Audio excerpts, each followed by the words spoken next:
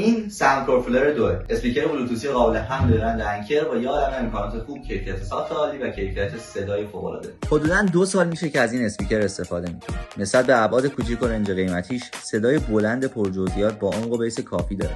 حتی میشه تا 100 عدد از این اسپیکرهای فلر 2 رو به هم وصل کرد تا توی مهمونی‌ها قوقا بشه. عمر باتری خیلی طولانی داره و با USB تایپ C شارژ میشه. توی طراحیش از متریال با کیفیت استفاده شده و ظاهر بسیار زیبایی داره و میتونه تبدیل به بخشی از دکور خونه بشه. اما فقط زیبا نیست و بسیار محکم و جونداره.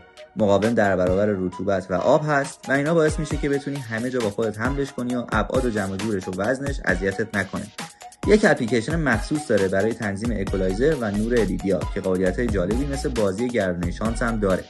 خلاصه اگه به دنبال یه اسپیکر قابل هم با برند معتبر کیفیت صدای خوب و همچنین طراحی زیبا و عمر باتری طولانی هستید تا تبدیل به جزئی از زندگی روزمره‌تون بشه، انکر ساوندکور فلر 2 یکی از بهترین گزینه‌ها است.